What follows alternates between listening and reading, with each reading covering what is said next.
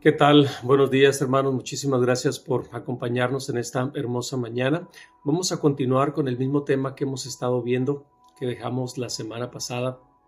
Hoy es lunes, estamos iniciando la semana con el pie derecho. Espero que hayas tenido un excelente fin de semana. Y estamos viendo en Mateo capítulo 28 lo que sucedió inmediatamente después de que Jesús resucita. Y estamos leyendo en Mateo capítulo 28, versículo 16 y 17, si gustas acompañarme. Dice, pero los discípulos se fueron a Galilea, al monte donde Jesús les había ordenado, y cuando le vieron, le adoraron, pero algunos dudaban.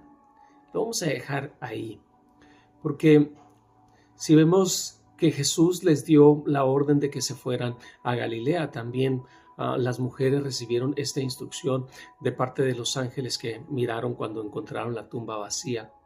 Y le dijeron, vayan y díganle a los discípulos que Jesús ha resucitado y que vayan a Galilea, donde Jesús les dijo que los iba a ver. Y entonces los discípulos fueron, o sea, se juntaron todos y fueron a ese lugar de Galilea.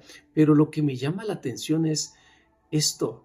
En el versículo 17 dice que cuando le vieron, le adoraron, pero algunos dudaban. O sea, algunas como que estaban divididos. Debemos de recordar que ellos eran los discípulos los que habían convivido con Jesús.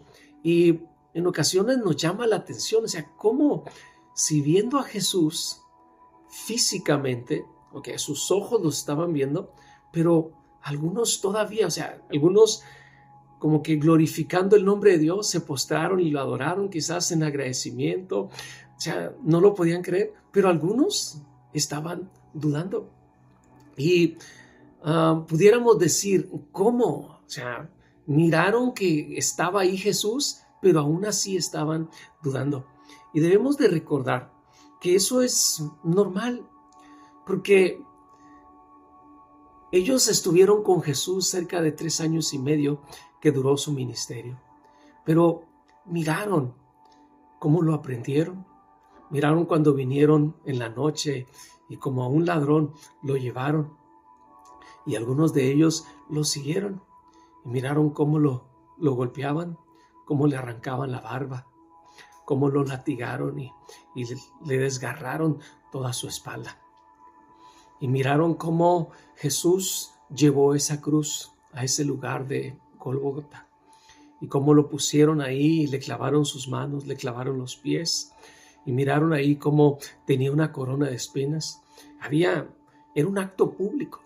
Debemos de recordar que era unos momentos antes de lo que era la Pascua. Y era un acontecimiento donde había muchas personas y los discípulos se metieron entre las demás personas y no los podían identificar porque lo que querían era matar a Jesús.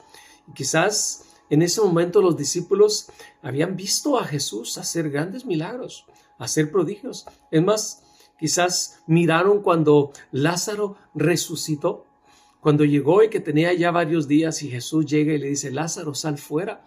O sea, miraron un acontecimiento y quizás estaban esperando ahí que algo sobrenatural sucediera. Quizás que bajaran unos ángeles y que los salvaran, pero nada de eso sucedió. Se quedaron hasta el último ahí y miraron cómo Jesús dijo las últimas palabras. Señor, en tus manos encomiendo mi espíritu, y expiró. Y ahí murió. Y quizás toda esperanza se acabó. Se fueron todos, cada quien a sus casas, tristes, desesperados. O sea, la esperanza de un Salvador, la esperanza del Mesías, quizás pensaron que ahí se había terminado todo. A pesar de que Jesús mismo ya les había comentado que era necesario que Jesús muriera, pero que también resucitara. Quiero leer una cita que habla precisamente de esto.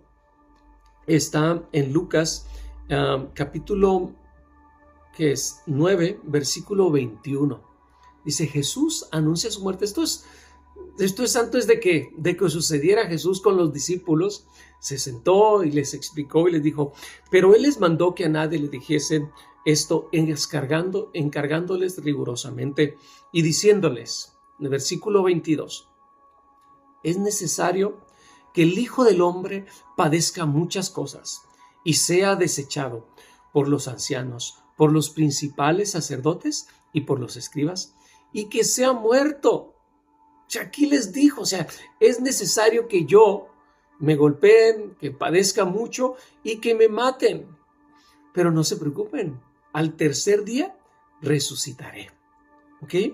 Fíjate, o sea, Jesús les había dicho en una y otra vez. Los discípulos estaban viendo que Jesús había resucitado. Lo estaban viendo, sus ojos estaban viendo, pero aún estaban dudando. Y a veces que nos llama la atención cómo si después de que les dijo, lo están viendo y todavía están dudando, o sea, no lo podemos entender. Pero ¿sabes? Que lo mismo sucede en muchas ocasiones con nosotros.